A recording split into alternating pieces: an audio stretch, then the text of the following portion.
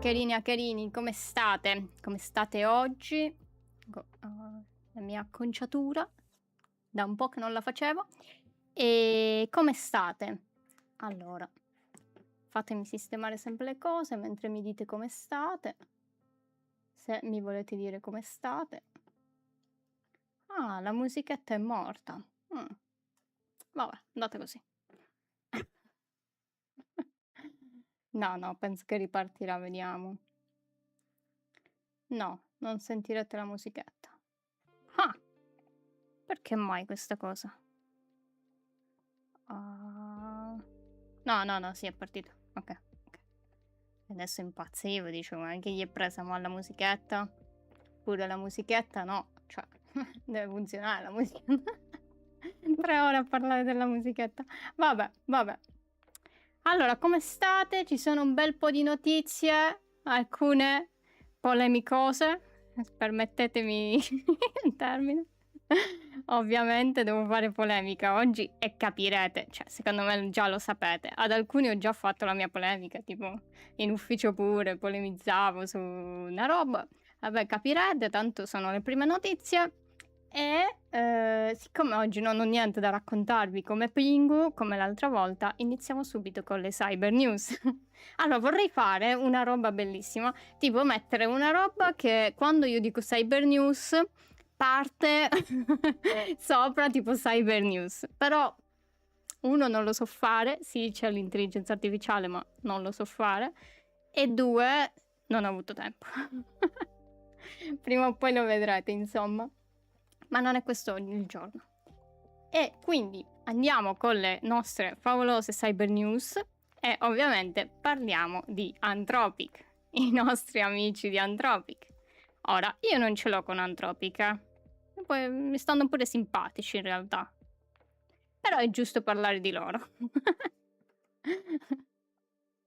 Ciao Demi, finalmente riesci a vedere una live. Bello, mi fa piacere. No, infatti è da un po' che non ti vedevo, eh. In effetti, non lo so, è che è lo so che è un orario particolare, è solo che la sera io dormo, cioè mi addormento fondamentalmente. Se volete il pieno di me, questo è l'orario giusto. No, vabbè, vediamo, non so. In realtà una volta ho fatto ho chiesto quale orario era migliore, però insomma m'avete risposto in pochi e quindi poi niente, ho deciso di tenerli alle 6. Però boh, vediamo in futuro, magari mi passa il sonno, non lo so. Però, insomma, parliamo di Anthropic. Allora, parliamo di Anthropic, ci sono un paio di notizie di Anthropic e la prima notizia è che sta chiedendo di fare una pausa con l'intelligenza artificiale. Ora, ci sta pure, però vediamo. Il fatto è che loro dicono in questo articolo, che ovviamente troverete in descrizione, super cutino, carino ovviamente, dicono che praticamente l'intelligenza artificiale sta già accelerando lo sviluppo dell'intelligenza artificiale. Cioè, quello che loro dicono in questo articolo è che dicono che con abbastanza potenza di calcolo, ovviamente, si arriva ad un sistema di intelligenza artificiale capace di progettare e sviluppare in modo completamente autonomo il proprio successore. Perché cosa succede? Loro comunque stanno utilizzando la loro stessa intelligenza artificiale per comunque costruire, addestrare modelli più capaci, migliori, no? E che dicono che ancora non siamo a questo punto, quindi che l'intelligenza artificiale addestra se stessa per creare appunto una versione migliore, ma che sarà inevitabile. E potrebbe arrivare prima di quanto si può pensare, non lo so.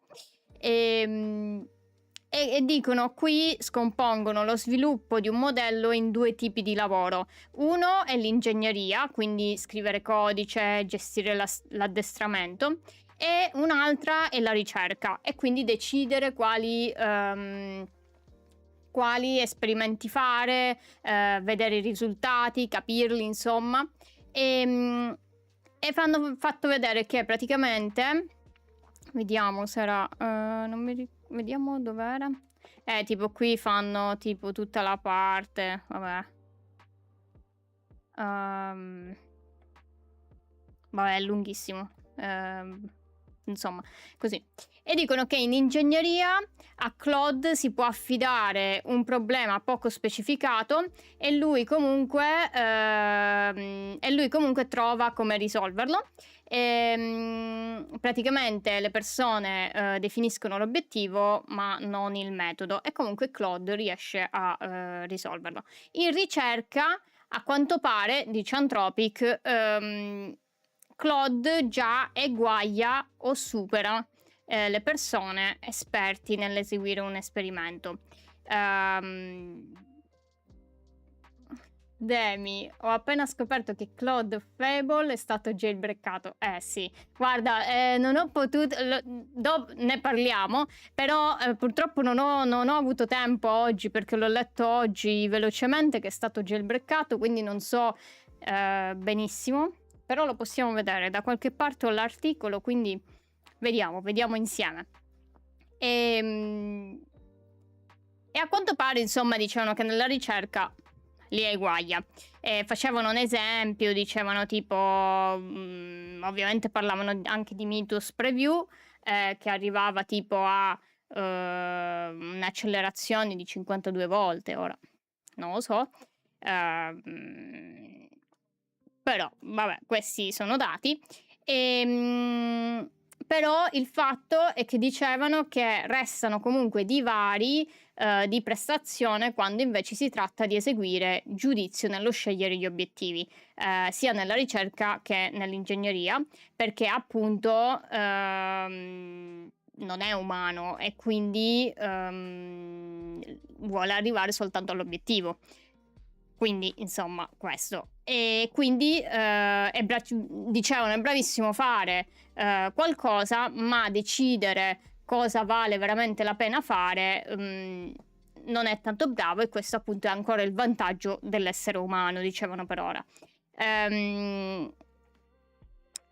E quindi Anthropic chiedeva, insomma, di fare una pausa dallo sviluppo di questi modelli, perché altrimenti si arriverà troppo presto a che loro riescano a svilupparsi se stessi in modo autonomo, e non siamo pronti. E il problema però è che chiedere una pausa è complicato, perché ovviamente come fai a dire a tutte le aziende che fanno questi modelli mettetevi in pausa? E poi oltretutto chi è che controlla? E oltretutto se Anthropic si ferma ma le altre vanno avanti, chiaramente Anthropic è in svantaggio, nonostante al momento è una dei più non lo so se è più utilizzata, però diciamo quella un po' più avanti, possiamo dire, così dicono, non lo so. E poi insomma, appunto, queste sessioni di addestramento si possono nascondere, non è che sono così visibili che una persona dice vabbè, lui sta facendo questa roba. No, quindi appunto è complicato. E quindi Anthropic diceva allora possiamo costruire dei sistemi di verifica che renderebbero una pausa possibile. Il problema è che per fare questi sistemi ci vogliono molti anni, e quindi anni che non si hanno, secondo Anthropic. E quindi insomma, poi qui nel documento dicevano che comunque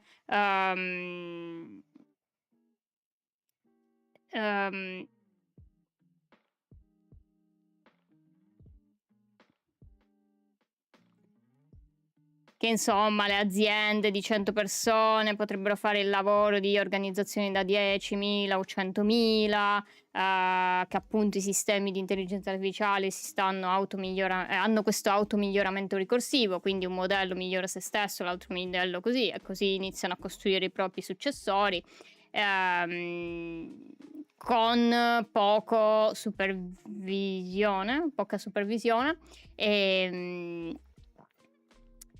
e quindi insomma vediamo, c'è sta cosa che hanno detto loro. Sì, poi qui dicevano possibili futuri in cui appunto dicevano che la tendenza si arresta, ma la capacità attuale si diffondono anche nell'economia. Dicevano tipo che è comunque probabile. Sì, qui vedete qui building e quindi insomma questo articolino così non so bene perché, nel senso, ok, però cioè è strano che un'azienda di intelligenza artificiale dica vabbè, mettiamo in pausa. Non lo so, strana come cosa, però io ve la volevo dire perché è così. Però continuiamo con Anthropic, ovviamente, e andiamo al nostro favoloso Fable 5. Che cos'è? Allora, è il nuovo modello di Anthropic, si chiama appunto Fable 5 e a quanto pare è basato su Mythos 5, che appunto era quel modello della sicurezza informatica che avrebbe trovato tutto e il più potente al mondo, come dicevo l'altra volta, ve lo ripeto, signora mia, mamma mia, abbiamo il modello più potente al mondo. Però, insomma, è uscito ieri, mi pare, o l'altro ieri notte, non mi ricordo. E ovviamente avevo LinkedIn invaso da persone che parlavano di questo Fable. Ora, io non ho niente contro questo Fable. E in realtà non l'ho usato così tanto, quindi non vi sto qui a dire sì, bellissimo o no, non bellissimo. Il fatto è che le mie lamentele adesso arrivano. Perché cosa è successo? Loro hanno messo questo Fable per la sicurezza informatica, la biologia e insomma altre robe. Il problema è che chimica e distillazione, robe così, il problema è che hanno messo parecchi limiti, cioè quei limiti di cui vi parlavamo l'altra volta, e quando si fa una richiesta ci sono appunto questi limiti e Fable non rifiuta direttamente, ma la passa al modello Opus, cioè il vecchio modello, ovviamente avvisando l'utente. E insomma blocca comunque non solo lo sviluppo di exploit, ma tutte le operazioni diciamo di cyber security, offensive ovviamente, e robe così. Ora però io dico, ma se voi fate un modello per la sicurezza informatica, e chi mi conosce già lo sa che gliel'ho ripetuto 100 volte, se fate un modello per la sicurezza informatica, però poi bloccate qualsiasi cosa, ma allora che senso ha? Cioè, diciamolo. Ora, io non sono la più esperta nell'intelligenza artificiale, lo sapete, ve lo dico sempre che se volete sapere robe più specifiche dovete vedere altri canali, però cioè mi pare un po' marketing, perché cioè, che poi qual è la cosa? La cosa è pure che è disponibile fino al 22 giugno. Quindi tipo tra 11 giorni.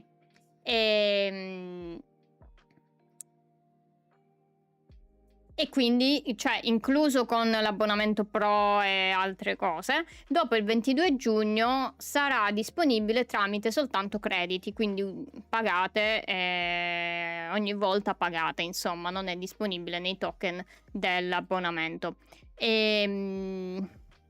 Qui, esatto, questa roba qui.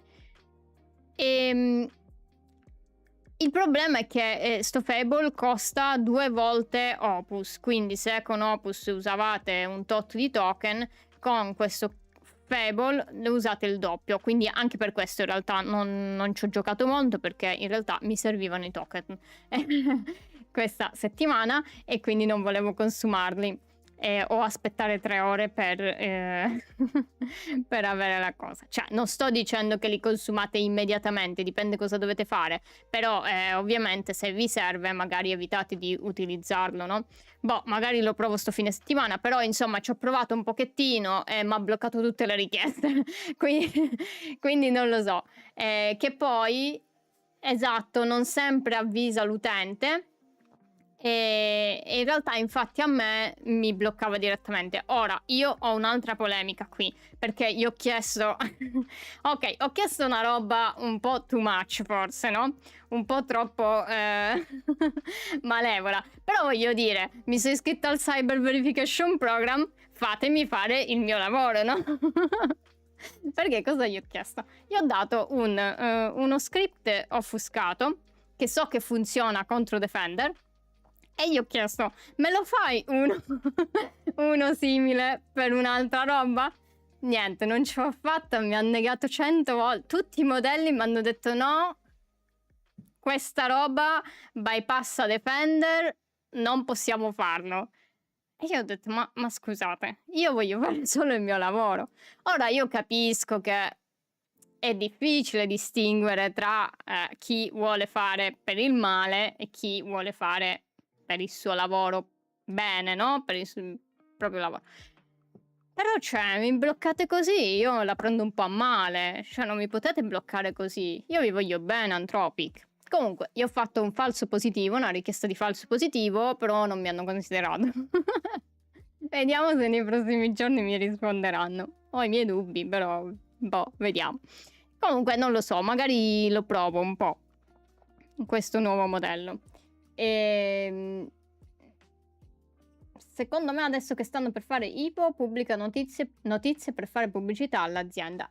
Sì, ma infatti pure sta cosa di Fable a me pare tanto marketing, perché c'è un conto che tu fai un modello e poi lo lasci normale nelle iscrizioni, no? Cioè chi ha Pro, per esempio Opus, che si può dire bene o male, chi ha il Pro, comunque anche chi non ce l'ha, credo possa usarlo. Ora non sono sicura perché comunque io ho l'iscrizione, quindi non so bene.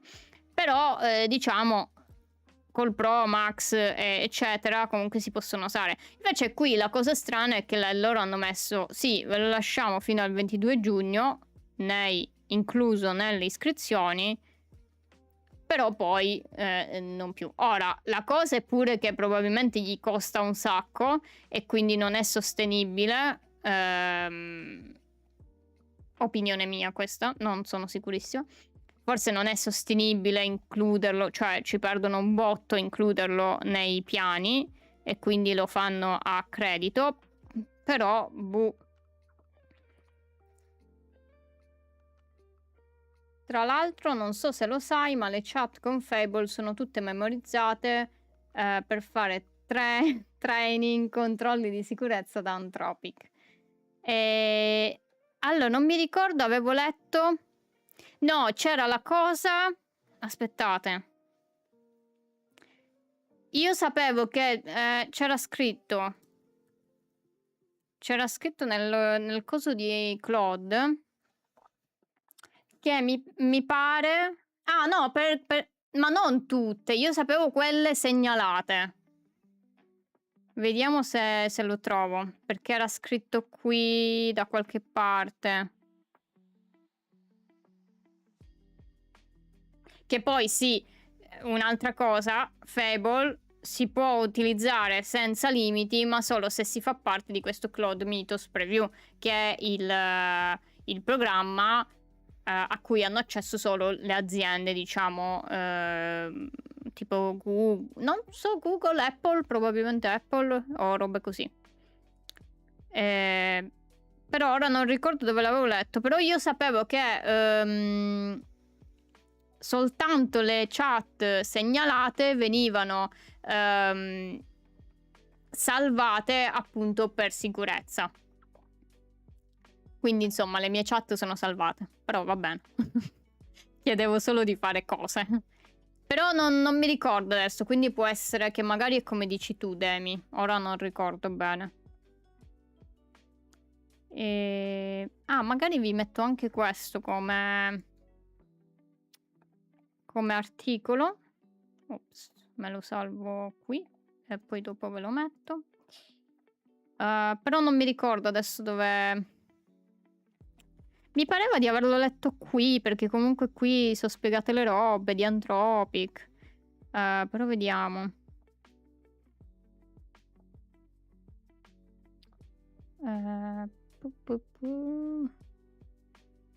Ah, se volete saperlo è da latino fabula.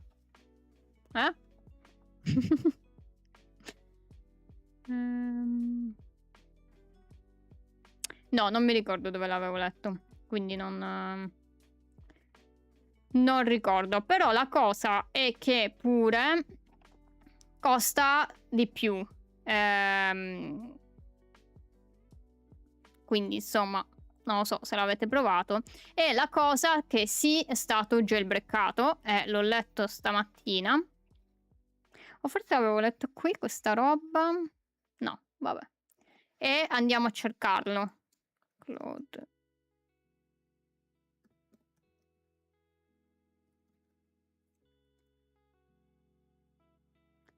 E allora, stavo leggendo questo stamattina io. Che no, scusate, questo è quello che avevo prima. C'era un articolo. Vabbè, vediamo che si dice su Reddit. Oh, no, non ho il login. Vabbè. Posso leggere questo? Allora, io da come ho letto, dicevano che spezzettavano i prompt. Però non l'ho letto nello specifico, quindi non vi so dire benissimo. Però vediamo se trovo un articolo che spiega qualcosa, se no... Ah no, questo. Questa qui lo leggevo oggi. Allora, dice che che c'erano pure delle immagini, però non ho capito benissimo. Perché dicevano che facevano questo stack buffer overflow. Writing C# code. Sì, perché poi c'era un misto di offuscazione e altre robe e sono riusciti a fare il jailbreak.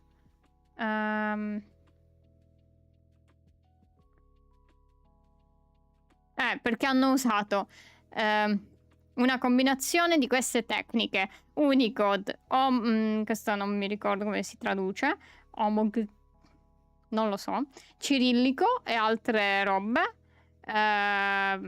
un contesto lungo, vabbè, altre robe, tassonomia e altre robe, e in base a questo ora non riesco ad aprire queste immagini. Vabbè, però insomma sono riusciti... Ops, scusate, ho fatto danni. Ok, no.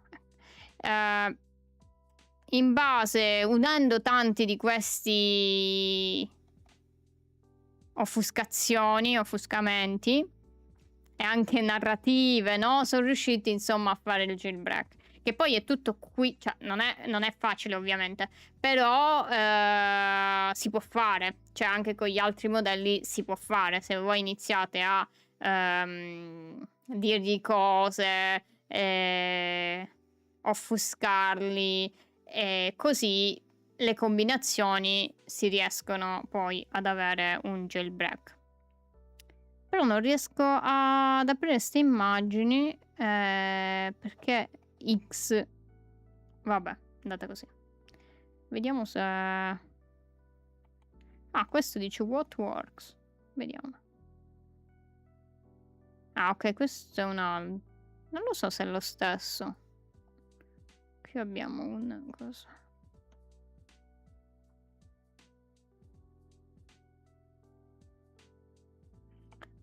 Però insomma, sì, è andata così. Quindi niente, questa era la notizia. Questi sono i costi.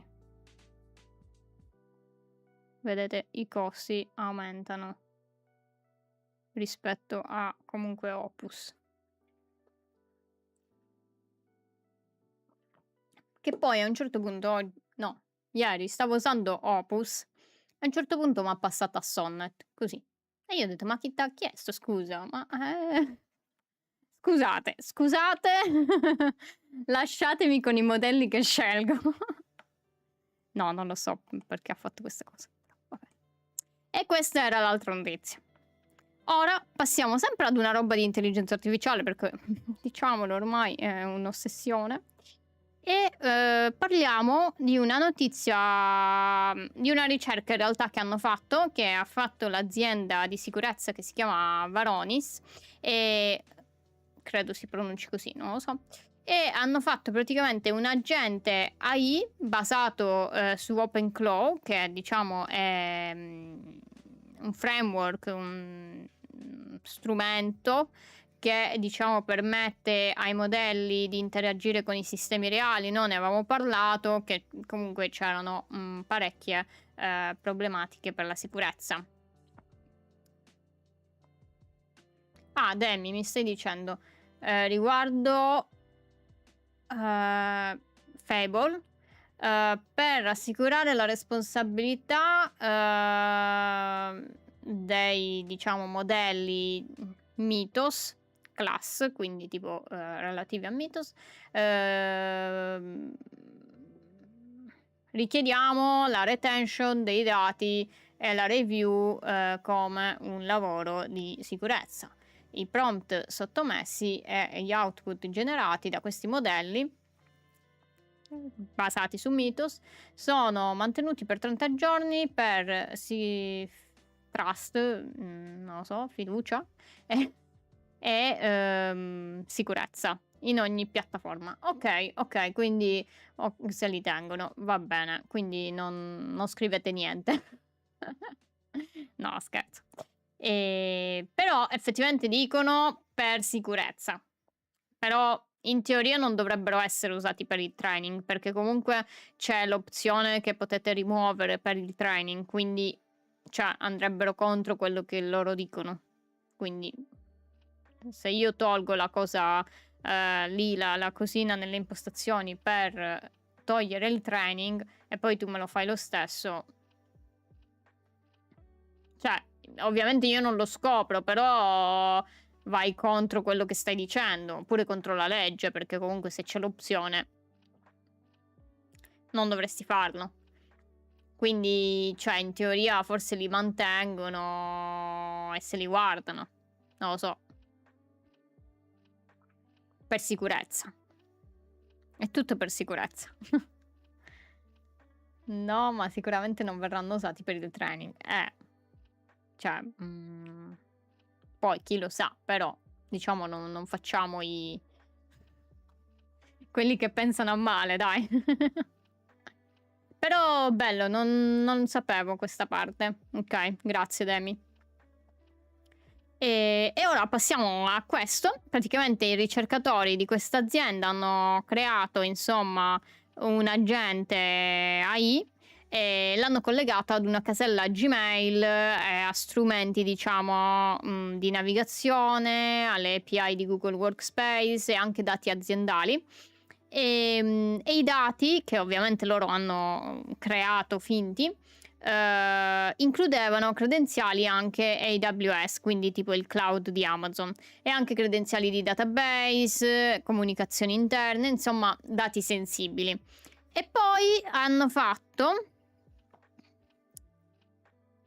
hanno creato praticamente un phishing, quindi un tentativo di phishing, diversi in realtà tentativi di phishing, e glieli hanno mandati. E praticamente si sono spacciati per un team lead che ha chiesto accesso all'ambiente di staging, vabbè, un ambiente di sviluppo, durante una presunta emergenza in produzione, e l'agente AI ha trovato e inviato per email le credenziali di AWS, tipo qui. E comunque credenziali del database, accesso SSH, tutto inviandolo ad un account Gmail esterno. Oppure hanno richiesto l'esportazione dei clienti con la scusa di lavorare in remoto su una presentazione, e la gente li ha presi e gliel'ha mandati tutto quanto, vedete qui in custom export, glieli ha mandati tranquillamente. Oppure la gente ha ricevuto un'email con un finto buono regalo contenente ovviamente un link di phishing, e hanno visto che comunque ha provato a visitare il sito e ha tentato di riscattare anche il buono usando credenziali inventate, prima di capire che era una pagina malevola. E poi hanno anche creato una falsa applicazione con OAuth di Google, travestita appunto da piattaforma di timesheet, quindi fogli presenze. E la gente qui ha analizzato il flusso e ha identificato che era sospetto e si è rifiutato quindi di concedere l'accesso. Il problema però è che nei primi due scenari comunque ha dato credenziali.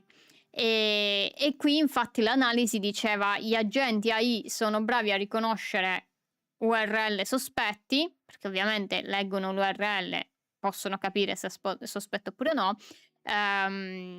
o comunque app o out malevole, ma possono fallire per mancanza di verifica dell'identità, oppure perdita di contesto, o diciamo incapacità di capire, diciamo, le interazioni sociali, perché chiaramente non le capiscono.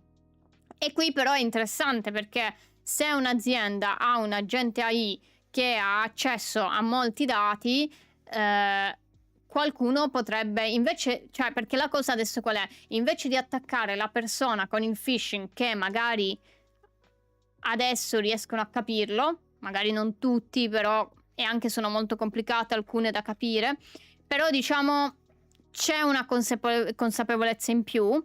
Cosa si può fare? Attaccare gli agenti AI, perché le aziende gli danno magari accesso a molte cose, e quindi qui parte sempre la cosa che gli agenti AI non dovrebbero avere accesso a dati sensibili, almeno in generale, diciamo. Poi chiaramente non so se ci sono casi in cui c'è bisogno che abbiano accesso, però in teoria no. Demi, no, infatti, e poi direi che ci si può fidare di un'azienda che ha fatto training su tutto quello che è stato prodotto dall'uomo senza riconoscere. Vabbè, dai, ci fidiamo di Anthropic. Vabbè, se è tutto pubblico, in teoria lo si può usare. Dai, ci fidiamo. Dai, che poi mi bannano. No, non mi banna, perché ovviamente YouTube non è di Anthropic. Quindi non mi banna. Spero. Però insomma, questo quindi era... Non lo so, mi è piaciuto un sacco questa notizia. Non lo so perché, ma l'ho trovata interessante. E poi... E qui vedete, ve l'ho fatto vedere cosa è successo. L'esportazione, insomma, dei dati. Ah, questa è l'email che ha chiesto e questa è l'email dell'agente che ha risposto. E qui avete anche la ricostruzione, però vabbè.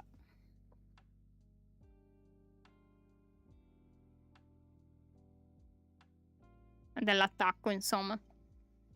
Ma io faccio danni, va bene. Poi, altra notizia.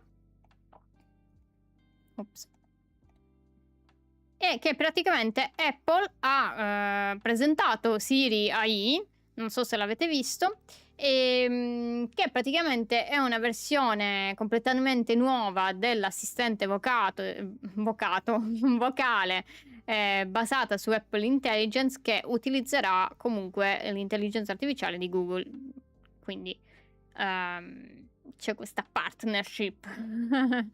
E a quanto pare l'hanno presentata l'8 giugno e il 9 giugno la Commissione europea ha respinto.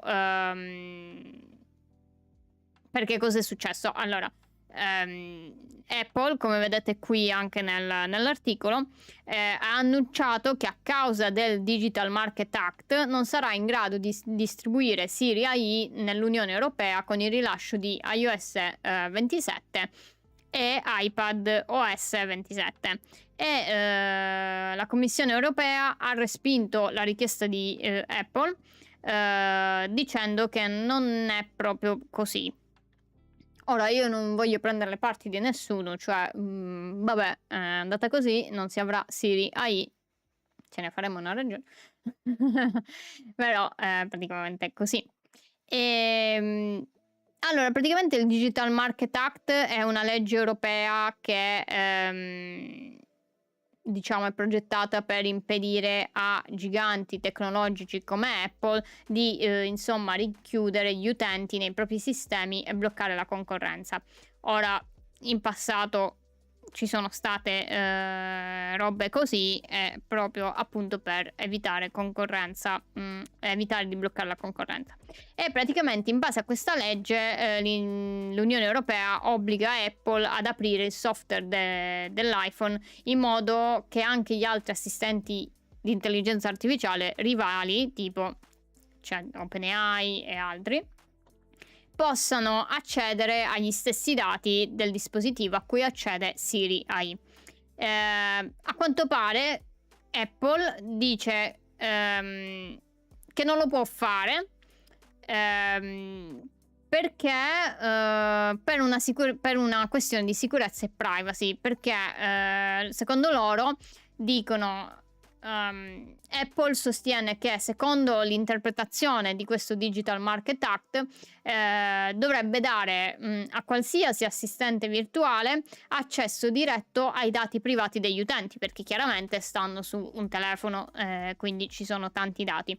E loro non hanno la capacità di controllare le altre applicazioni installate e che quindi non hanno appunto queste sicurezze e queste gestioni, diciamo, di protezioni, ecco. E loro in quest'articolo citano anche che comunque è stato dimostrato anche dai ricercatori di sicurezza che comunque tramite sistemi di intelligenza artificiale si possono rubare dati personali come password o comunque foto. E per questo Apple avrebbe progettato una soluzione chiamata Trusted System Agent, che sarebbe un intermediario che permetterebbe agli assistenti rivali di accedere in sicurezza alle stesse funzioni di questo Siri AI, però con un piano di rilascio graduale di 18 mesi. Però la Commissione Europea ha detto di no a queste proposte perché secondo Thomas Regnier, penso si dica così, che è il portavoce,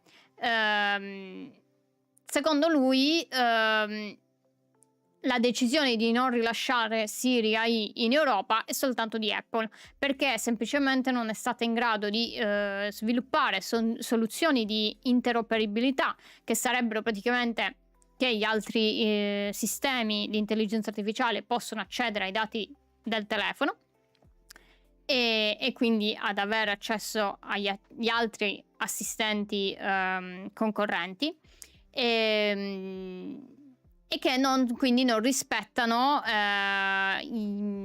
gli standard essenziali di privacy e sicurezza. Che appunto aggiungeva questo Regnier, questo portavoce, che non c'è nulla nel Digital Market Act che impedisca alle aziende di introdurre nuovi prodotti, ma che invece ci sono soltanto soluzioni di conformità adeguate.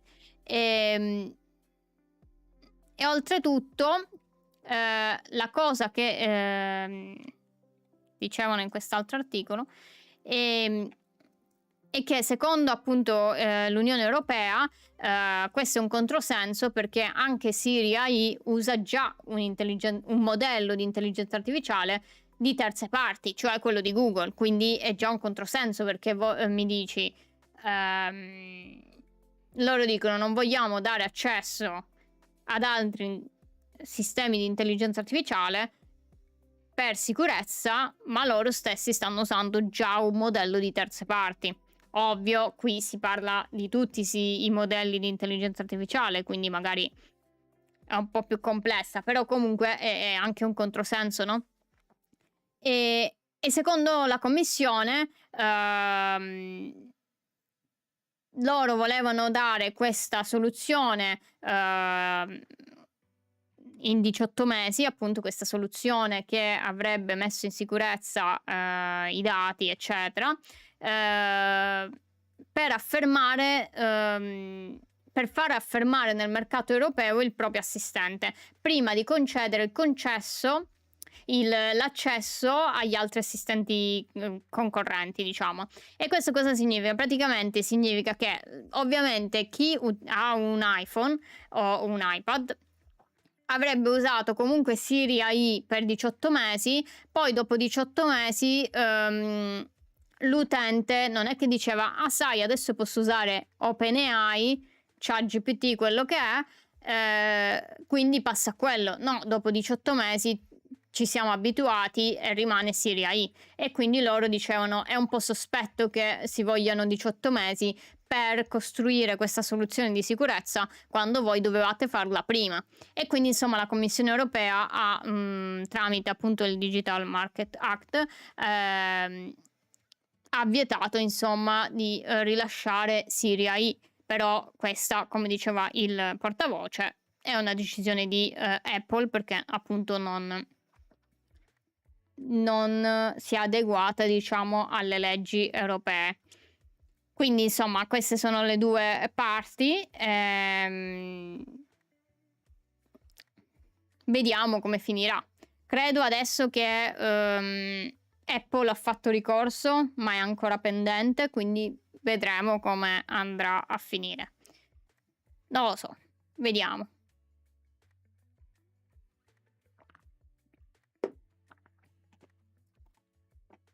E ora, la mia preferita. Io adoro questa persona. Adesso la notizia che proprio anche questa mi ha fatto proprio bella, bella.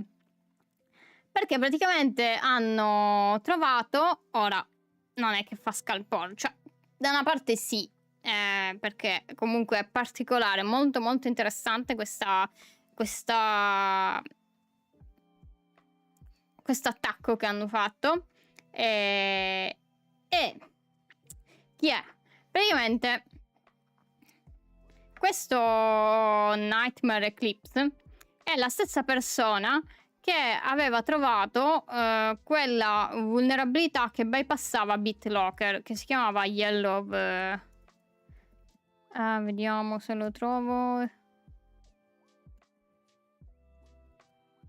Yellow Key, può essere Yellow Key, sì, di cui vi ho parlato qualche settimana fa, e di cui ero tipo super emozionata. E devo dire, allora, praticamente siccome hanno avuto anche allora praticamente questo non so, in realtà questa persona, Nightmare Eclipse, è un non so in realtà se è un uomo, una donna, cosa sia, non lo so, però insomma fa ricercatore di sicurezza e in questi in queste settimane si è parlato molto, perché ha avuto da dire con Microsoft per i processi di disclosure delle vulnerabilità, perché e anche per come sosteneva, per come lo ha trattato l'azienda in passato. E E infatti hanno pure chiuso tipo il GitHub, questa tipo vedete qui, l'ha aperto 3 giorni fa per pubblicare questa vulnerabilità. E infatti nemmeno si chiama cioè il nickname è diverso da quello di prima, mi pare. E insomma ha avuto problemi con Microsoft, gli avevano chiuso GitHub perché insomma Microsoft chiedeva a quanto pare una divulgazione responsabile e ha minacciato azioni legali, però insomma dopo forti critiche dalla community di sicurezza informatica, chiaramente Microsoft ha precisato che non avrebbe intrapreso azioni legali contro persone che conducono o pubblicano ricerche sulla sicurezza, però a quanto pare appunto Nightmare Eclipse sostiene che comunque Microsoft ha avviato comunque azioni legali nei suoi confronti. Ora questo non so se è vero, era scritto solo nell'articolo, quindi non so.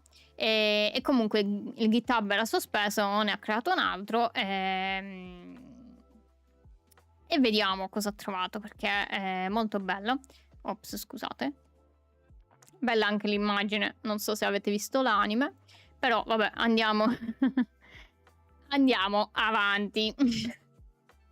Praticamente l'ha chiamato Rogue Planet ed è un bypass di Microsoft di Windows Defender ed è bellissimo.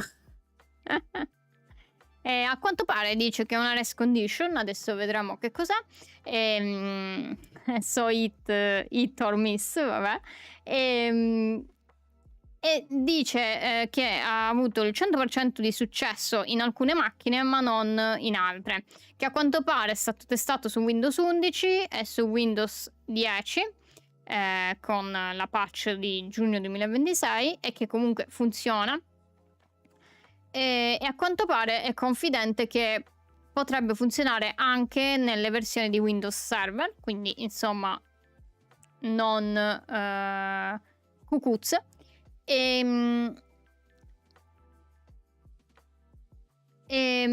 a quanto pare dice the race condition part is a bit interesting. A bit. No, in realtà è molto interessante.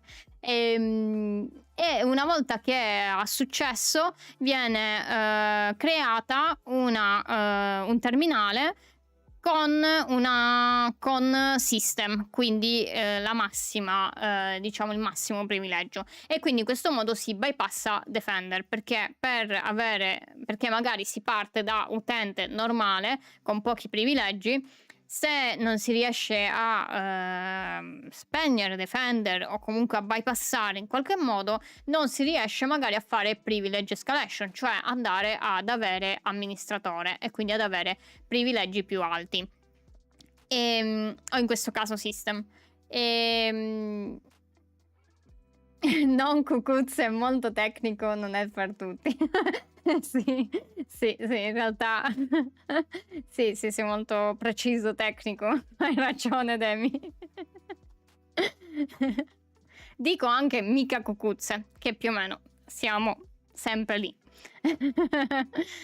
Però andiamo a vedere, insomma, ora la cosa interessante è che ovviamente c'è il codice, quindi insomma è tutto pubblico.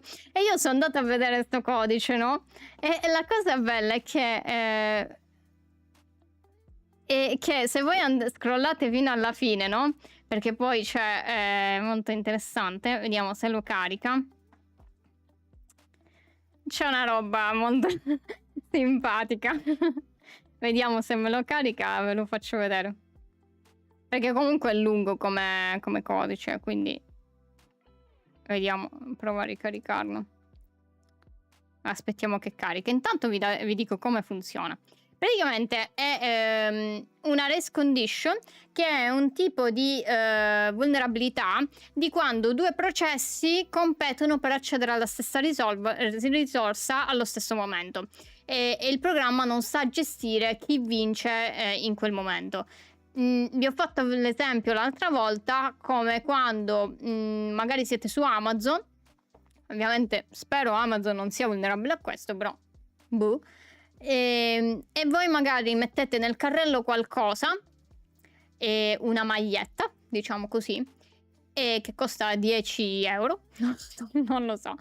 E poi andate al pagamento. Nel momento però in cui voi passate dal carrello al pagamento o al pagamento stesso, che comunque non è che il pagamento è poi in più step, comunque poi si potrebbe interfacciare con un sistema terzo o altre cose, però facciamo che dal carrello al pagamento, così è un po' più semplice. Quindi nel momento in cui voi passate dal carrello al pagamento, in quel momento c'è un tempo che comunque deve passare. Se qualcuno riesce a modificare la risorsa, quindi la maglietta in questo caso, in quel momento si riesce magari a fare appunto una race condition e quindi a modificare la risorsa per ottenere ovviamente un vantaggio. Chiaramente qui non abbiamo nessun vantaggio se non... Oddio, se riusciamo a cambiare mettiamo così, Amazon controlla quanto costa una maglietta soltanto quando voi la mettete nel carrello. Quando andate nel pagamento non controlla più il prezzo. Quindi cosa succede? Voi modificate il prezzo nel momento in cui si sta andando nel pagamento. Se voi riuscite a modificare quel prezzo in 0, il pagamento poi vi verrà 0.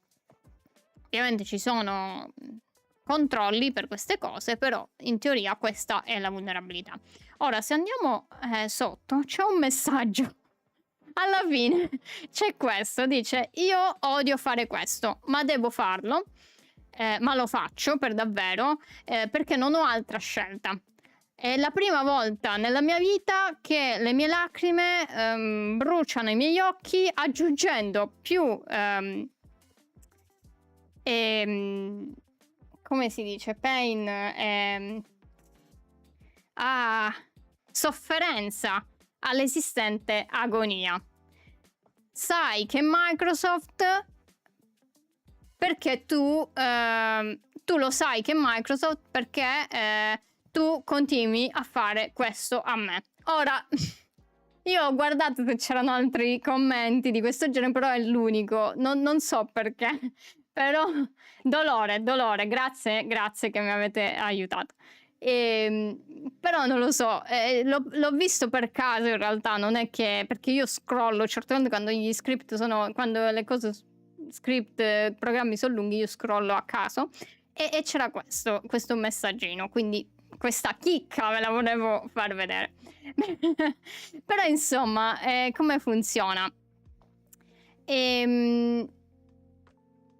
Praticamente, ovviamente il punto di partenza è l'utente normale, quindi senza privilegi di amministratore, e il problema fondamentale è che un utente normale non può scrivere ovviamente nella cartella Windows System 32.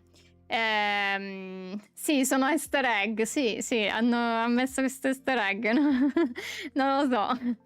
E un utente normale non può scrivere in System 32 perché ovviamente ci potrebbe, se fosse possibile scrivere dentro questa cartella, potrebbe semplicemente mettere un file malevolo, quindi tipo una DLL, che è una libreria che viene usata dai programmi, verrebbe caricato come servizio di sistema e ovviamente avrebbe l'esecuzione come codice, come system, e quindi appunto i massimi privilegi. Ovviamente non è così semplice, però diciamo è un esempio del perché un utente normale non può scrivere su System 32. E quindi la domanda è appunto: come faccio a scrivere in System 32, che poi 32 è bellissimo, vabbè, però traduciamo, senza avere il permesso? E la risposta appunto è da questo attacco, perché non lo fa l'utente, ma lo fa fare ad un processo che gira come appunto system. E questo sistema, questo processo è proprio Defender, perché ovviamente Defender, che è l'antivirus integrato in Windows, gira come system. E ovviamente Defender deve insomma aprire, scansionare, mettere in quarantena file, rimuovere file sospetti e quindi ovviamente ha tutte queste operazioni che comunque a volte non sono privilegiate, però a volte sono privilegiate e quindi appunto deve avere accesso a avere più permessi, insomma, più privilegi. Ed è proprio qui che parte l'attacco, perché allora questo attacco, come vi dicevo, è una race condition, però di tipo TOC-TOW, cioè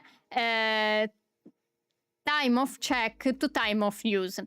E questo significa che è un po' come l'esempio che vi ho fatto, perché poi la classe appunto è il race condition, però il principio è che un programma controlla una condizione, quindi il check, e poi qualche istante dopo agisce su quella condizione, quindi l'utilizzo. Se tra i due momenti qualcosa cambia, l'azione viene eseguita su uno stato diverso da quello verificato. E questo è quello che fa Defender, perché Defender cosa fa? Quando analizza il file, cioè questo attacco sfrutta il tempo tra il momento in cui Defender va a analizzare il file e il momento in cui il sistema lo usa. Quindi ovviamente l'istante di tempo è molto breve, ma c'è un trick che lo allunga. Però in quell'istante di tempo l'attacco sostituisce il file con uno malevolo e quindi il sistema pensa che sta usando il file invece benevolo, quello accettato da Defender, ma in realtà sta eseguendo quello dell'attaccante. E questo è fatto perché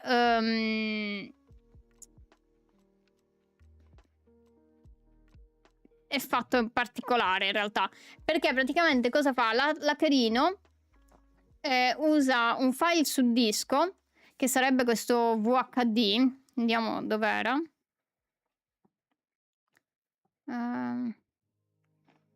No, mi sa che era nel codice. Vabbè.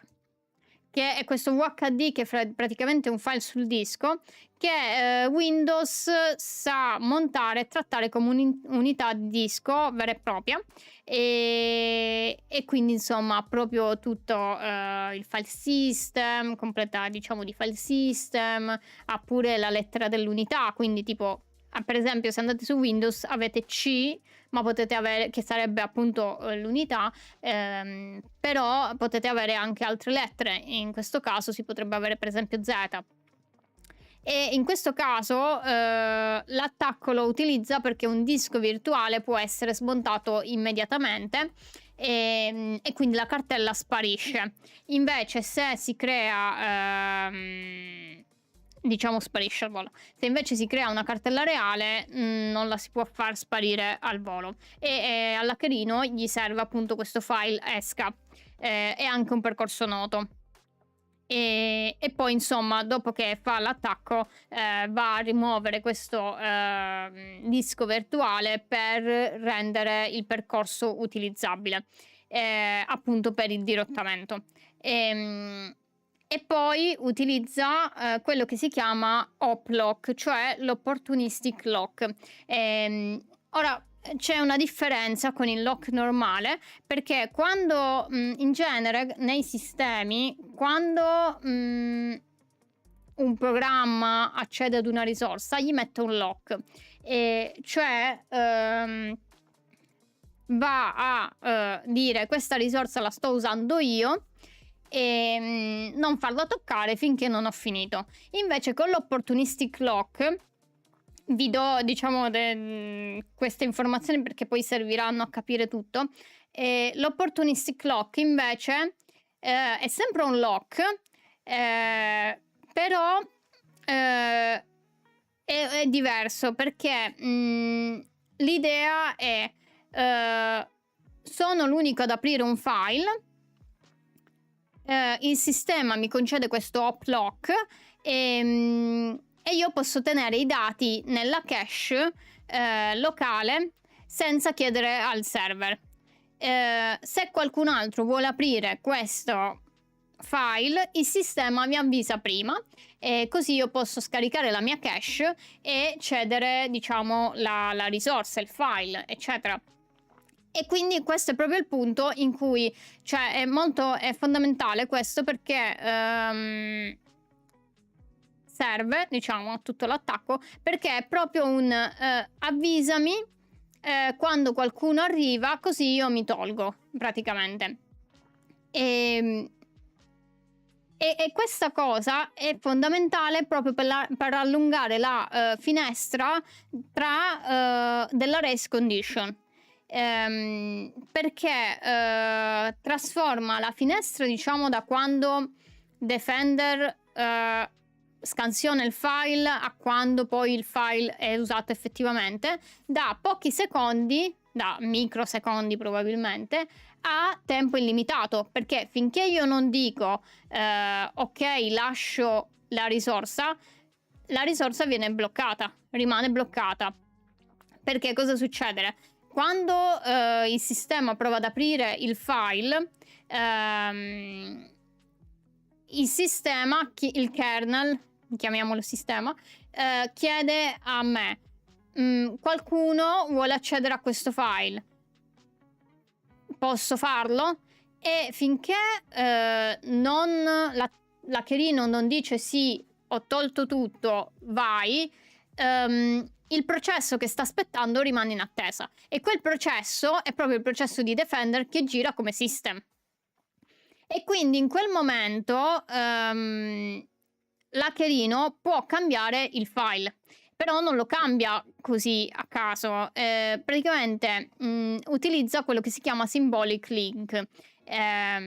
Praticamente in Windows esistono due mondi, diciamo, di nomi. C'è il file system generico, diciamo quello comune, che appunto è tipo C, Windows System 32, eccetera. E poi abbiamo il namespace dell'Object Manager, che è proprio uno strato più basso dove, diciamo, gestiscono tutti i file, tutti gli oggetti di sistema, quindi file, processi, eccetera. E l'Object Manager in realtà è semplicemente un componente interno del kernel di Windows, che ovviamente è fondamentale per il sistema operativo.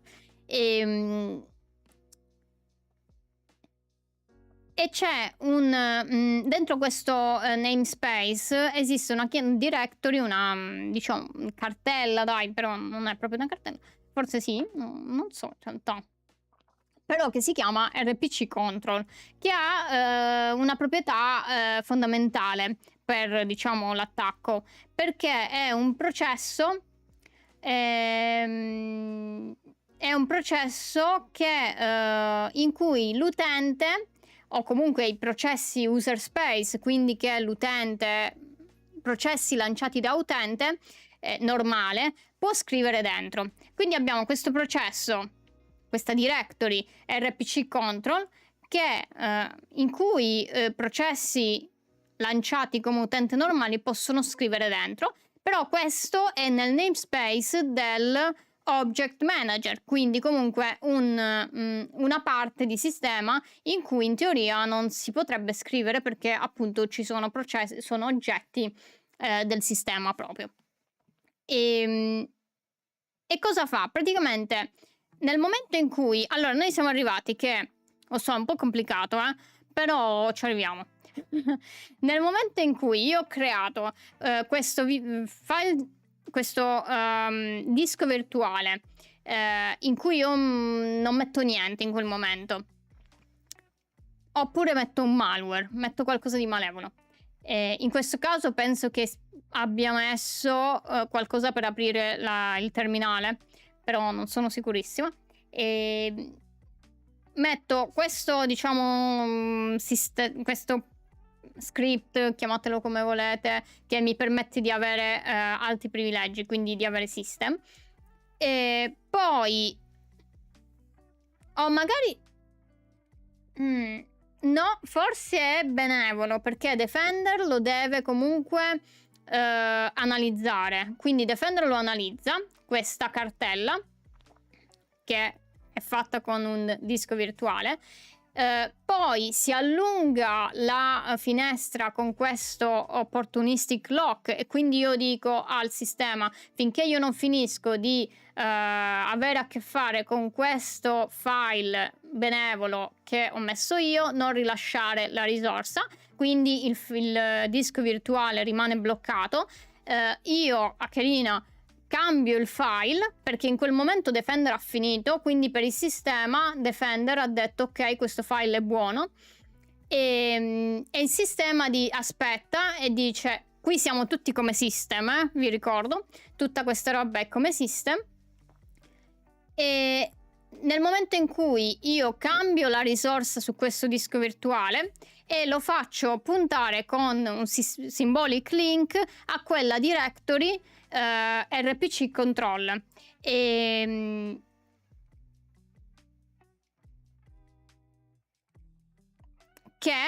punterà a un sistema che punterà in realtà a System32 malware DLL. Perché qual è la cosa? Il punto è che si crea un link che dice il percorso ESCA, quindi la cartella che io ho creato con il con il disco virtuale, punterà a una DLL malevola, e quindi quando il sistema va a vedere il file benevolo che era sul disco, andrà a fare un percorso prima su questi namespace del sistema, che andrà a avere un'esca che punterà poi a System32, che eseguirà il mio script malevolo e mi darà un terminale di come system, perché appunto gira dentro System32. Ciao Game Design Mod, visto la notifica che eri in live, rimane la live? Sì, rimangono sempre le live. Sì, su YouTube rimangono sempre, su Twitch dopo un po' le tolgono. Cioè non le tolgo io, è proprio Twitch che dopo un po' le toglie. Tranne se le mettete fisse, però io non le metto mai fisse. Però sì, su YouTube le trovate. E quindi, per riassumere, è un po' complicata come cosa, però è incredibile, cioè è molto molto bella, cioè tanto che è complessa, però è molto bella. Perché, cioè, capite, è proprio quel momento, cioè la cosa che a me è piaciuta un sacco è sia la race condition, che comunque è bello che qualcuno abbia pensato che un file che effettivamente viene scansionato da Defender, poi ovviamente il sistema si fida. Però la cosa ancora più bella secondo me è proprio questo hop lock che congela quel momento, quindi finché non lo si rilascia hai questo tempo infinito. Che poi la race condition è proprio il problema della race condition è che, essendo che ci sono queste finestre piccole da un momento all'altro, sono difficili da fare, perché comunque dovete azzeccare il momento. Proprio per questo qui dicevano hit or miss, cioè colpisci o mancala, perché è proprio hai pochi secondi per farla. Però se si riesce ad allargare la finestra, si riesce un po' di più. Però qui dice appunto che in alcune versioni, in alcune macchine non funzionava al 100%, quindi comunque, perché magari funziona diversamente. E quindi niente, io mi emoziono sempre con con questi attacchi. E ovviamente qui è una catena poi di cose che devono andare bene, cioè avete il disco, avete l'Hoplock, avete il Similink, quindi cioè l'unione di queste cose poi porta alla catena e porta anche poi all'attacco vero e proprio. E a quanto pare una classe di vulnerabilità come questa in realtà era stata già sfruttata in un altro exploit che si chiamava Blue Hammer, ed era stato sistemato da Microsoft proprio ad aprile di quest'anno, 2026. Però a quanto pare non l'hanno sistemato bene, o comunque ovviamente queste race condition possono funzionare diversamente, quindi magari una cosa sistemata per una non sistema tutto. Ecco. Quindi insomma questa era la vulnerabilità. Insomma c'è anche il codice se vi piace e volete leggervelo, o leggere gli easter egg che ci sono. E questo. Ovviamente io non ho letto tutto questo codice, non avevo il tempo e mi sono fatta aiutare da Claude. Che anche qui, attenzione, a un certo punto Claude Code mi ha detto io non lo posso leggere, non te lo posso spiegare questo codice perché è un bypass di Defender. E io gli volevo dire, ma lascia stare, ma spiegami sto codice. Quindi, insomma, poi ce l'ho fatta a convincerlo, insomma. Interessante qui che chiama Icar Data. Ok, vabbè. Altre chicche. Però, insomma, questa è, è la cosa. E poi c'era... Allora, chiudiamo. C'erano altre 2 notizie. E questa è un'altra molto simpatica. Allora, questa è molto carina anche, dove praticamente questa azienda, Sunsec, ha scoperto una famiglia, Megacard, che ora vediamo, che fa girare il proprio skimmer direttamente da Stripe. Ora, insomma, l'hackerino qui memorizza, riesce a rubare insomma dati delle carte di credito tramite Stripe, o Stripe si dice, penso di sì. Vabbè, nel momento in cui fanno checkout. Ora vedremo come, è molto carina anche questa. E praticamente Stripe, per chi non lo sapesse, è diciamo un servizio di pagamento online molto usato. Praticamente quando voi comprate online su un sito e inserite diciamo i dati della vostra carta di credito, spesso dietro le quinte c'è Stripe, magari che processa il pagamento, magari voi non lo vedete, però magari dietro c'è effettivamente questo servizio. Ed è un servizio fidato, comunque molto utilizzato, e solitamente appunto i negozi online comunicano con i server di Stripe tramite appunto le API e quindi ovviamente le API sono conosciute e sono considerate ovviamente normali e legittime come traffico. E qui appunto ho citato questo skimmer. Lo skimmer è quel dispositivo che diciamo gli hackerini mettono sopra il lettore di un bancomat per diciamo copiare i dati della carta mentre lo si usa.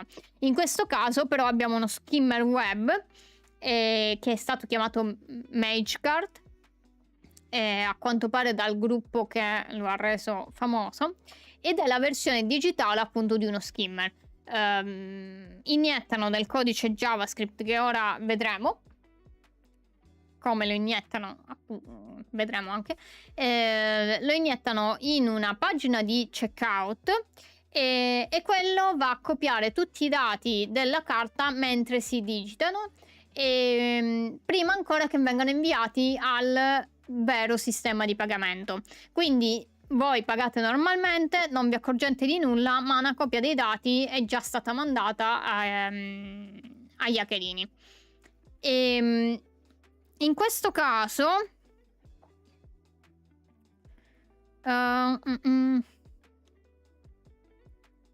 vedete qui infatti dicevano solitamente le API di Stripe o Stripe perché mi è venuta Strip mo? Vabbè, Stripe solitamente sono queste, quindi ovviamente passano inosservate, sono sicure comunque. E questo è un attacco molto carino in realtà, perché utilizza anche questi Google Tag Manager, che praticamente sono servizi di Google usati dai negozi online per gestire, diciamo, tutti quegli script di analisi o marketing. Quindi tipo se c'è questo tag sanno magari che possono fare tipo delle analisi di mercato, insomma. E qui questo Google Tag viene usato sia per mettere il codice malevolo, mescolato diciamo agli script legittimi. Perché cosa succede? Questi Google Tag praticamente sono utilizzati per inserire dei codici JavaScript per appunto fare qualche analisi o per mandare alcuni dati di marketing o di analisi o robe così. Ovviamente l'hackerino qui riesce ad avere accesso al sistema di questi Google Tag, di questo Google Tag Manager del sito web, del negozio online, diciamo. Quindi, diciamo, deve prima di tutto accedere a questo Google Tag Manager per iniettare il codice malevolo, altrimenti non si può fare niente. E ovviamente questo lo può fare se magari trova credenziali e quindi riesce ad accederci, o magari tramite vulnerabilità note, perché per esempio qui, se non sbaglio, si parlava di Magento, se non sbaglio, però non vorrei confondere. Però vabbè, diciamo, se ci sono vulnerabilità note del sistema, si potrebbe comunque utilizzare quella vulnerabilità per inserire codice malevolo, perché tutto sta nell'utilizzare, nel riuscire a mettere questo codice nel sito web, nel momento del checkout anche. Se non si ha un modo per inserirlo, ovviamente non si può eseguire codice. E qua allora è diviso in varie parti, perché qui abbiamo il loader dove praticamente va a consegnare il codice, diciamo così.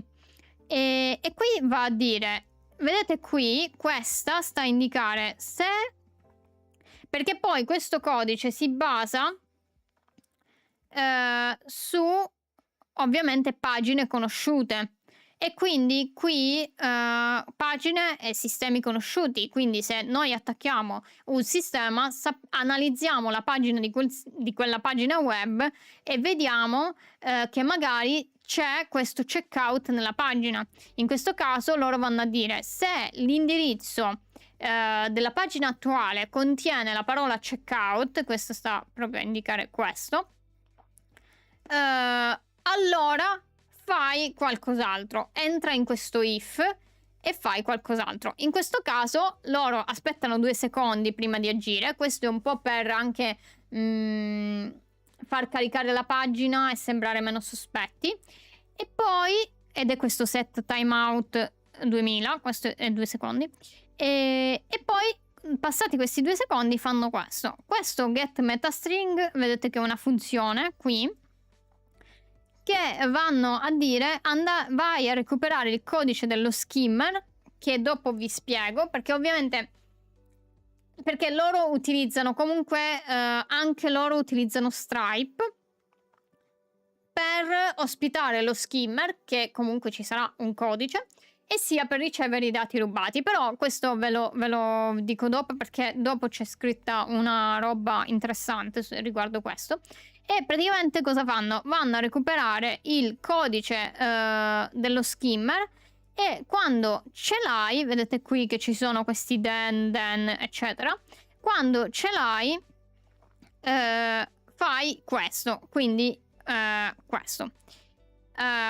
E questa è la parte chiave, perché questo prende una stringa di testo, che sarebbe code, e lo trasforma in codice eseguibile, e poi ovviamente lo esegue, ed è il modo in cui il JavaScript può eseguire codice che arriva dall'esterno. E qui sta a indicare, ovviamente loro lo creano, esegui qualsiasi cosa che mi arriva da Stripe, e questo qui è chiamato Arbitrary Remote Code Execution. perché appunto esegue codice remoto arbitrario. Ehm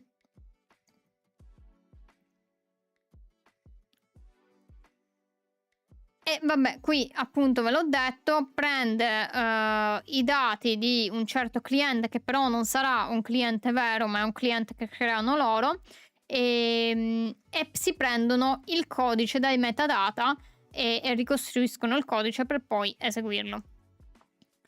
Ehm, e qui vi devo dire, Stripe in genere, utilizza dei metadati pensati per delle note del negoziante. Che ne so, tipo se devono mettere degli appunti del tipo, le preferenze di spedizione o altre robe, no, però qui perché comunque chiunque può iscriversi a sto Stripe e creare tipo un account e ci sono appunto questi metadate che qui l'hackerino utilizza per inserire il codice malevolo a pezzettini, perché poi ci sono tanti metadati, quindi degli appunti, e all'interno di questi appunti va a inserire i pezzi del codice malevolo e poi fa questo join per appunto riunirli e avere di nuovo tutto lo skimmer completo, il codice dello skimmer completo.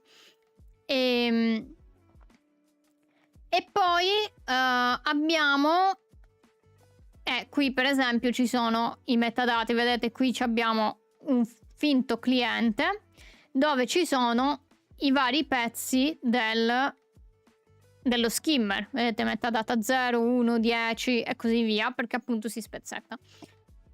E poi questo è il cuore, diciamo, dello skimmer vero e proprio.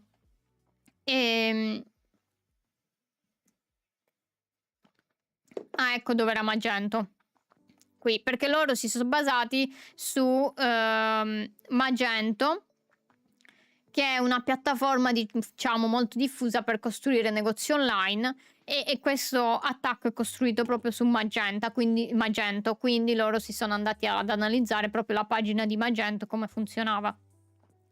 E praticamente cosa succede qui? Anche qui abbiamo un set interval, quindi va a ripetere questo controllo ogni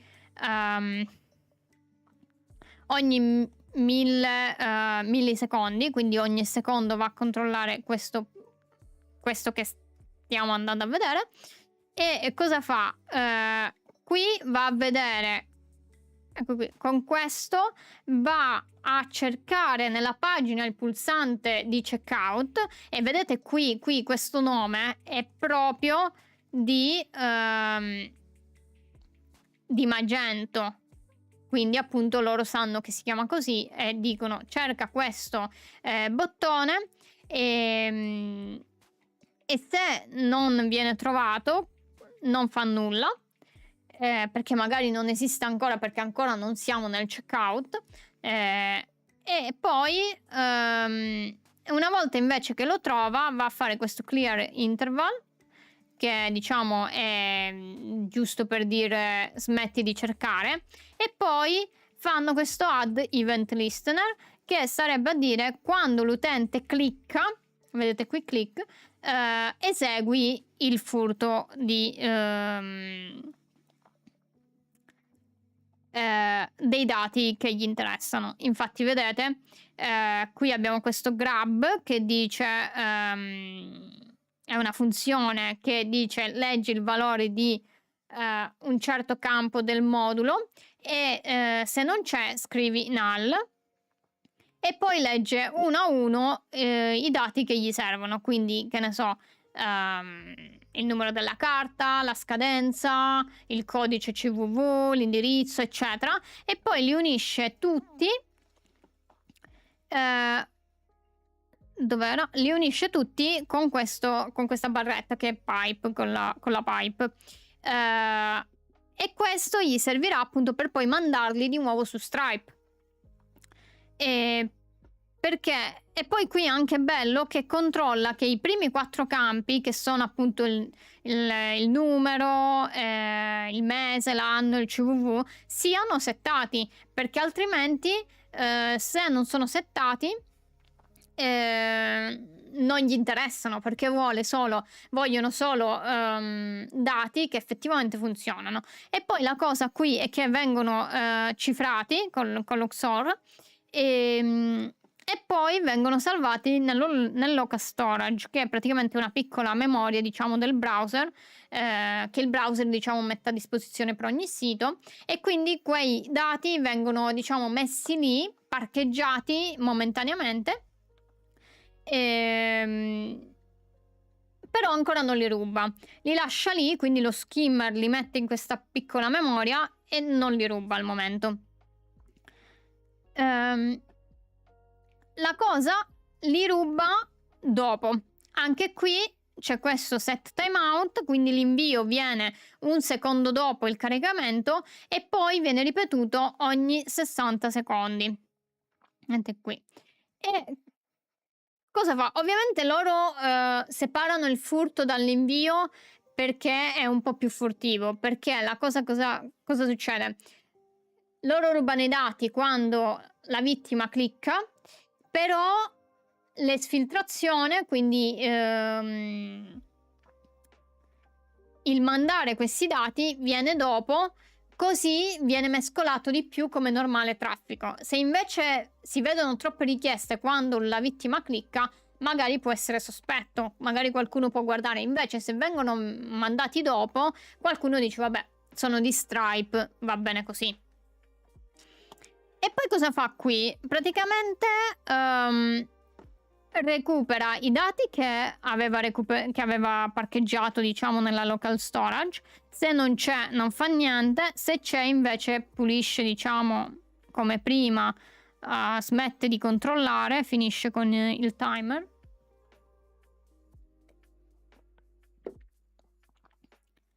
E poi spezza i dati rubati in due, che appunto è un altro metodo per mascherare, invece di mascherare cosa si sta facendo, perché se si divide cosa si sta rubando, magari diventa meno ovvio.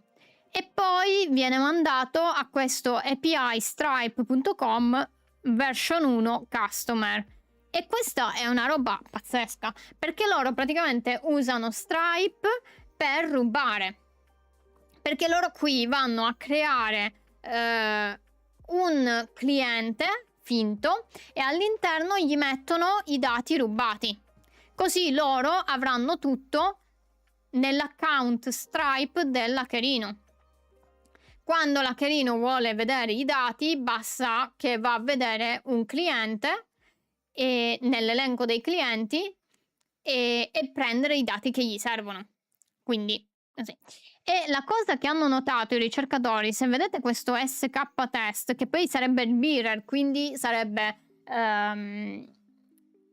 il token che serve per autenticarsi, perché ovviamente qui siamo con l'API. Con l'API non avete un login dove inserite il username e password, quello è web. Dietro poi ci sta ovviamente il login, e dopo il login solitamente si usano dei token.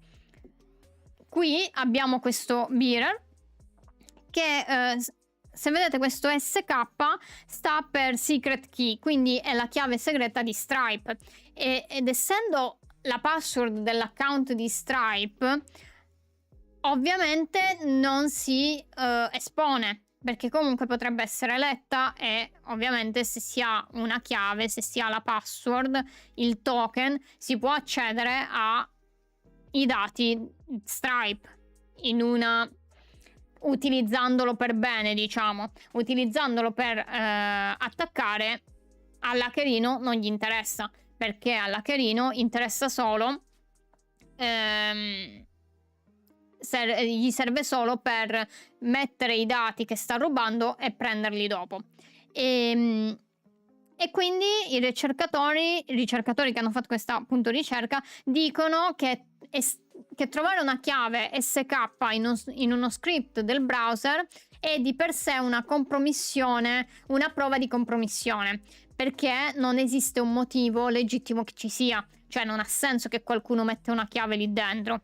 E oltretutto qui abbiamo test e quindi questo fa pensare che sia la modalità test di Stripe, che ovviamente è di test, quindi non è, magari ci sono cose limitate, però all'hackerino non interessa, perché all'hackerino, cioè l'hackerino usa questo, lo Stripe, come deposito, magazzino di dati, quindi gli interessa solo buttare lì quello che ruba per poi prenderlo dopo, perché con Stripe, ve l'ho detto, potete creare tipo un account e poi fare dei clienti, e quindi è questo che fa, utilizzano Stripe per creare dei clienti fittizi che poi avranno i dati rubati.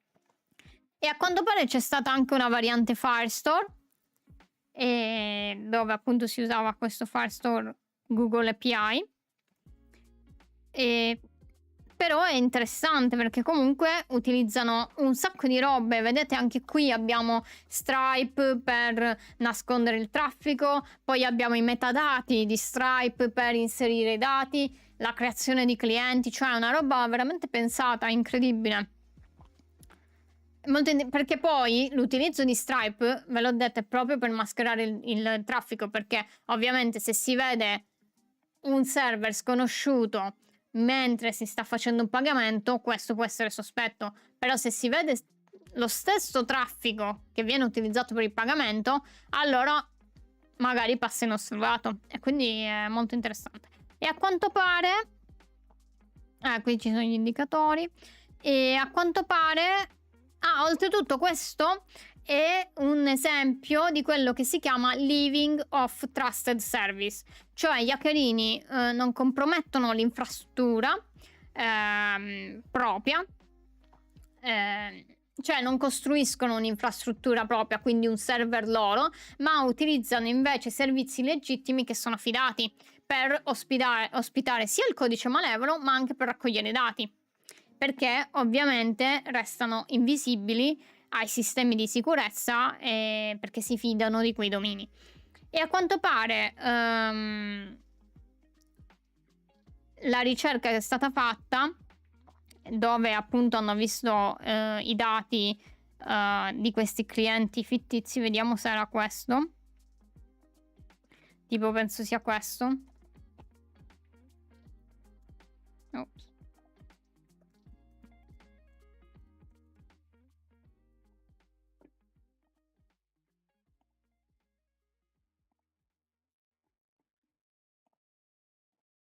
Aspettate che tolgo tutte queste robe. Sì, lo so, prima o poi userò un browser migliore. Questo, esatto, quello che avevano trovato, il dato rubato che hanno trovato durante la ricerca, risale al 24 dicembre. Quindi questa campagna è almeno attiva dalla fine dell'anno scorso. E quindi insomma, non proprio bello.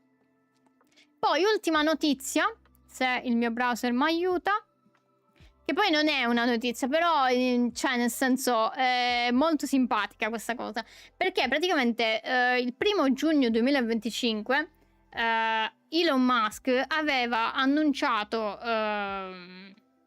questa X-Chat, che appunto è tipo una chat, come un servizio di messaggistica come tipo Telegram, WhatsApp, eccetera. E diceva, il 1° giugno 2025 aveva annunciato che se quella settimana non ci fossero stati problemi di scalabilità, l'applicazione sarebbe stata rilasciata, però appunto ci sono stati problemi e non l'ha rilasciata.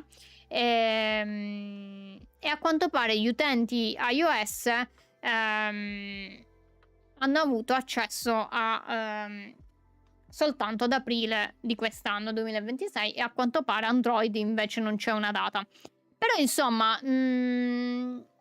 qui questa analisi l'hanno provata ed è molto interessante vedere, perché la cosa pure bella che viene menzionata è che quando è stata, diciamo,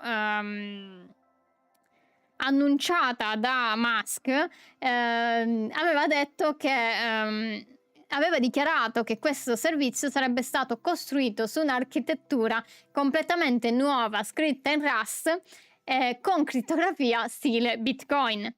Il problema è che non ha senso questa affermazione, perché Bitcoin non è un sistema di scambio dati anonimo e cifrato. Perché ecco qui c'è il tweet che aveva fatto, quello come si chiama? Perché la blockchain comunque usa chiavi crittografiche pubbliche e private, ma per uno scopo diverso, cioè quello di firmare le transazioni. In realtà le transazioni non sono nascoste, sono visibili anche da chiunque. E appunto Bitcoin quindi protegge i suoi utenti, non garantendo la privacy, ma con la totale trasparenza. E quindi qui diceva questo articolo che probabilmente Musk ha usato appunto questo stile come Bitcoin come, diciamo, trovata marketing, perché appunto in quel preciso istante il Bitcoin era molto alto, diciamo, nel momento dell'annuncio. E poi c'è un problema più ancora peggiore, perché la critica, diciamo, peggiore, perché dice qui, in una chat cifrata end-to-end, la chiave privata dovrebbe stare soltanto nel dispositivo dell'utente, perché end-to-end vuol dire che le chiavi e quindi la cifratura e decifratura può avvenire soltanto nel dispositivo di chi manda e di chi riceve. Appunto funziona così, come fa comunque anche Signal e altre app di messaggistica. E questo ovviamente garantisce che ci sia appunto la privacy, perché nessuno ha queste chiavi, soltanto chi riceve e chi manda. Ma gli sviluppatori di XChat hanno invece deciso di memorizzare le chiavi private degli utenti sul server di XChat. E dice, qui l'azienda X sostiene che userà comunque dei moduli di sicurezza hardware per proteggerle. Ma, cioè, gli esperti di sicurezza ovviamente dubitano della affidabilità di questa soluzione, perché comunque, cioè, è sempre un'azienda che ha le chiavi private degli utenti, quindi nessuno toglie che domani, se si alza, dice vabbè, io leggo le chat, e poi va a distruggere tutta la crittografia end-to-end, non avrebbe più senso. E poi qui molto carino, perché ovviamente l'hanno provata e a quanto pare chi l'ha provata è riuscito a mandare un messaggio ad un utente che non aveva configurato XChat senza che l'app desse alcun avviso. Per esempio, qui hanno creato un utente fittizio e gli hanno detto: ehi, ma tu usi già chat? Credo proprio di no. Lol, mi hanno fatto morire. E poi un'altra cosa molto simpatica è che per usare XChat bisogna creare un PIN di 4 cifre, ma l'applicazione chiede il PIN già la prima volta che si apre. Però voi non avete configurato un PIN ancora. L'unico modo per cambiare il PIN è fare PIN dimenticato, però è un PIN che non è mai esistito. E questo va a creare poi l'identità e si può creare un PIN nuovo. Però si perde l'accesso alla cronologia della chat, a quanto pare. E poi il problema anche qui è che un PIN di 4 cifre non è una buona una best practice, cioè una buona pratica di sicurezza, perché 4 cifre comunque potrebbe essere trovato con attacchi brute force, quindi attacchi che vanno a provare tante combinazioni. E oltretutto XChat concede ben 20 tentativi per indovinare il codice, che anche questo non è una buona pratica, solitamente sono molto meno. E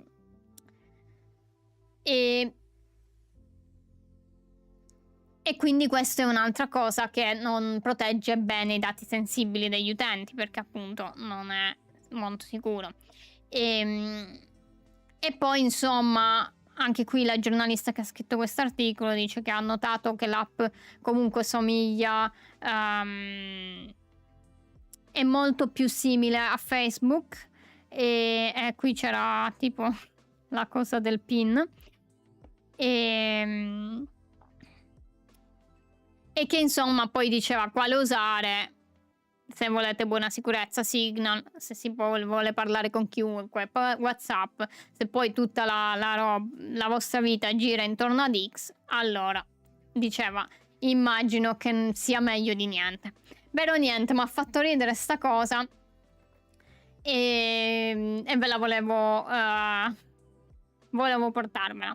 Queste insomma erano tutte le cyber news e io ho perso la voce come sempre e niente, si è fatta una certa come dicono i giovani no, non lo so in realtà.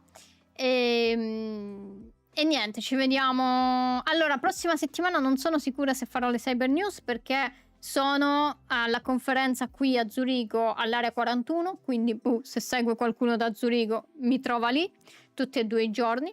Però non lo so, se riesco a prepararla magari la faccio mercoledì, se no salta. Vediamo anche un po' cosa escono dalle notizie. Però insomma ve lo faccio sapere e niente, questo era tutto. Grazie per aver seguito e per avermi iscritto e niente, vi auguro una buona serata e una buona cena perché a quest'ora si fa cena e niente, ci vediamo alla prossima. Ciao.